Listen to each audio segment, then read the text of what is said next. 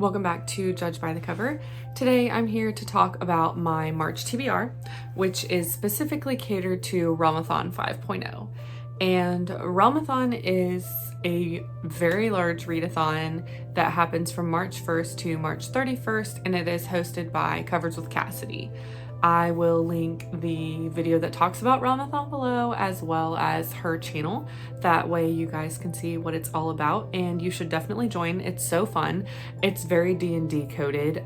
Basically there's 4 types of characters that are like kind of fighting against each other: rogues, paladins, mages, and clerics. And the realm is being torn apart, so you're reading for prompts and points to compete and see who wins. I participated in Realmathon last year. It was a stag, and I did not win.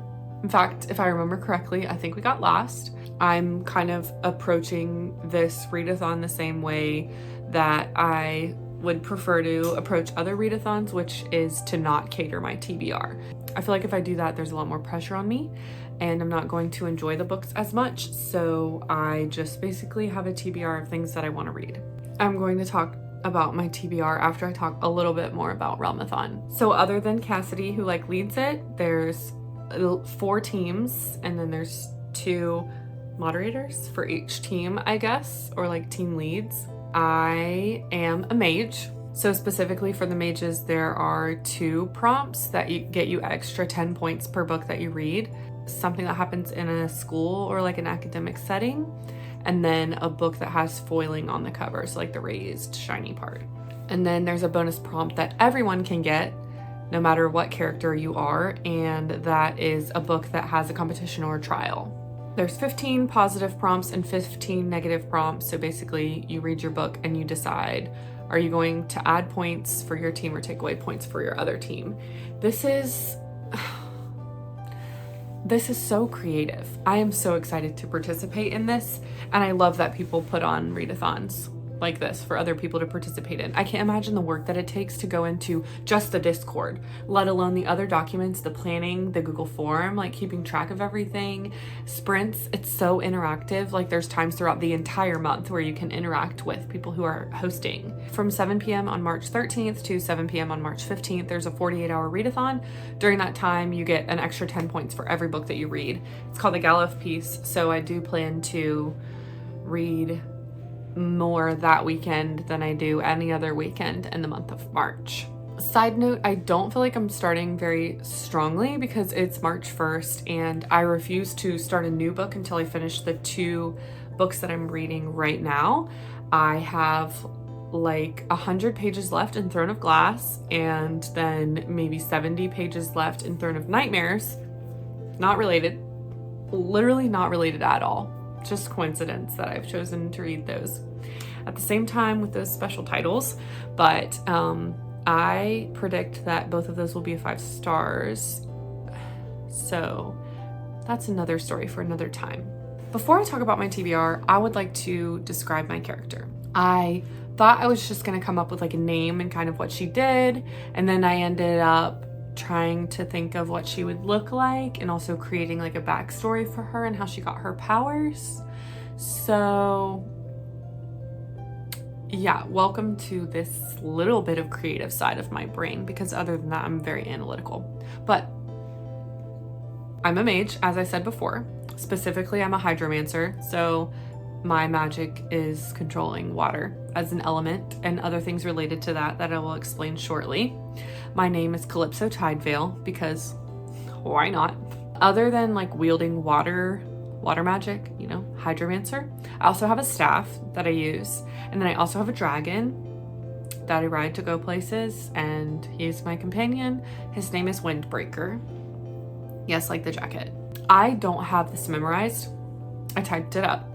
So I'm going to read each portion. Backstory, part 1, we have born of tempest and tide, so obviously her birth.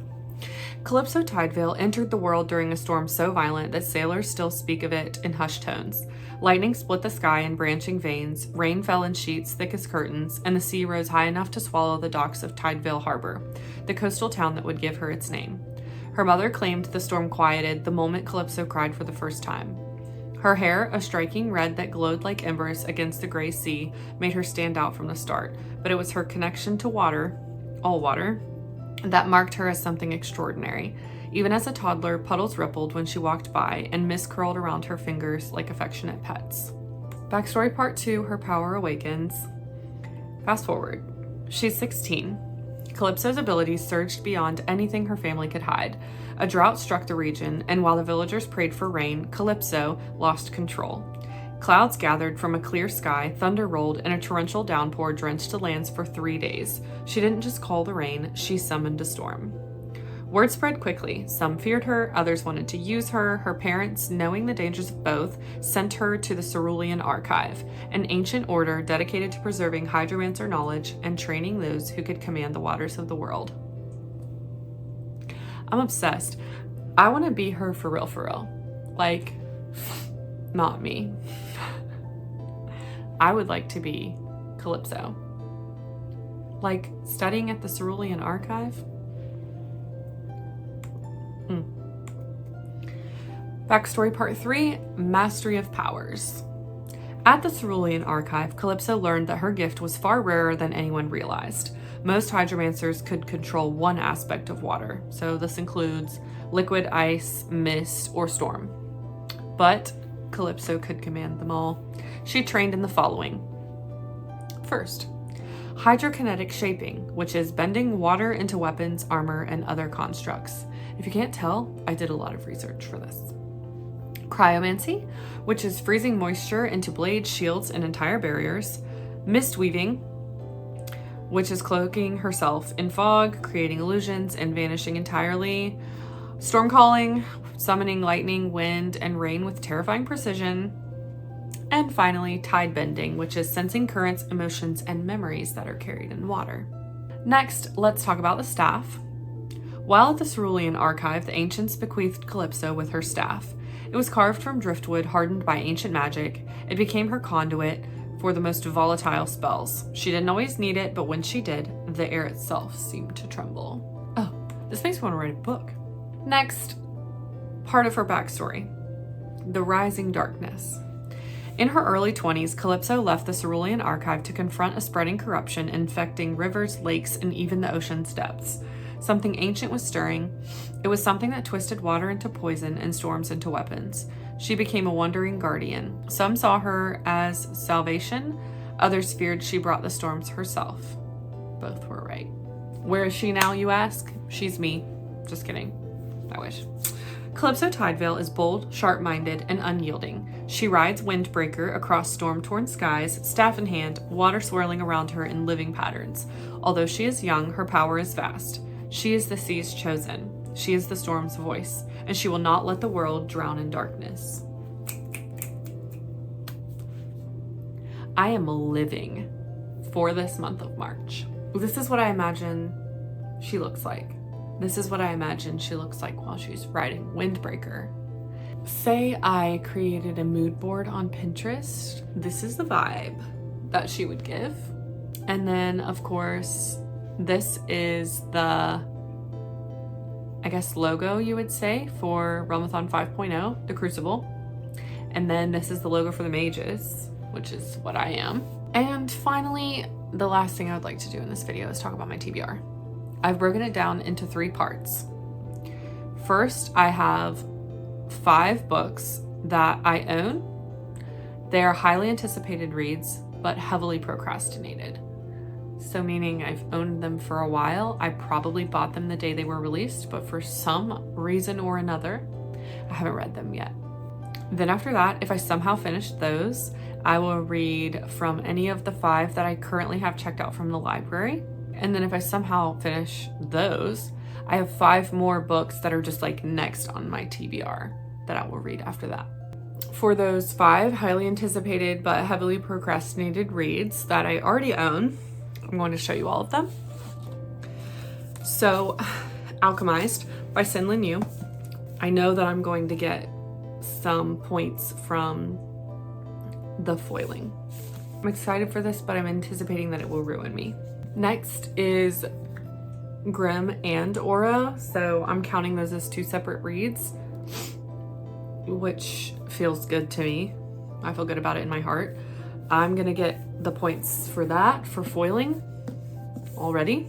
I haven't really studied the points hard to see because I don't want to choose books based on any prompts really at all, except if they automatically fall into something related to me being a mage or like the main bonus prompt for everyone with the competition trial situation, then yes, I could pick it up for that. But I do really want to stick to this TBR, not because it's like something that's going to get me a lot of points, but because it's books that I really do want to read, and I want to hold myself to that and stop procrastinating. After Grim and Oro, I would like to read Crown Tide, which has foiling on it. And then finally, of those first 5, I want to read House of Flame and Shadow, which also has foiling on it. So I'm really hitting that one, knocking that out of the park, perchance. On the odds that I finish all of those books, which we're talking like thousands of pages across those books because Alchemist is 1,000 on its own. If I somehow finish those this month, I have 5 books from the library that I want to read. That includes Big Tree by Brian Selznick. It's not, I guess technically it might kind of be along the lines of a graphic novel because there's like a lot of images in it, I think, so I'm going to count that for like half page points. You'd have to watch Cassidy's video to understand what I'm talking about. So yeah, anyways, that. And then The Marvels, also by Brian Selznick. It has foiling on it.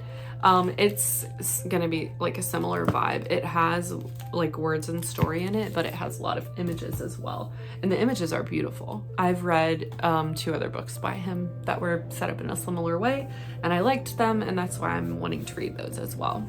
And then I have 3. I really like underlined paperbacks, which is like a little, I don't know if it's connected to a big name company, but I found out about underlined paperbacks from Maren Stoffels, who is an author who writes like locked room type mysteries that I like. They're very easy reads, like just a couple hundred pages. I could read in one sitting.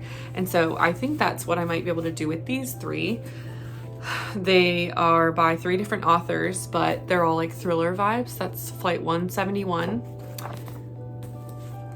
Horror Hotel, love this cover, and Frightmares. Those 5 I have checked out from the library right now. They're all due sometime in March, so I need to read them now or never. And then if somehow I finish not only the 5 massive undertakings from the first round that I talked about and the library books, I will also read 5 other books that are like next on my TBR. First is Crown of Midnight, which is the second in the Throne of Glass series, because I'm going to finish Throne of Glass within the next 24 hours. And then The Same Backward as Forward, which is a Jennifer Lynn Barnes book that's connected to like the Inheritance Games, Grandest Game stuff. The Housemaid's Secret, which is the second book in The Housemaid, which is now very popular. There's a movie. The Fragile Threads of Power by V.E. Schwab, which is like a book that I've anticipated reading, but it didn't make it into my top 5 that I would really like to read, but it's one of the ones that I've procrastinated on for sure. And then finally Bride by Ali Hazelwood, and that's just one that it's been recommended to me by multiple friends. So that's 15 books total. I read 18 books for the January readathon that I participated in. I think 15 books is doable, but I think overall these books are longer. Please check out Cassidy's channel. Please join the readathon. Obviously, there's like 1,500 people or some change in it. It's crazy. I'm so excited. I've never participated in a readathon this big. Thank you for watching.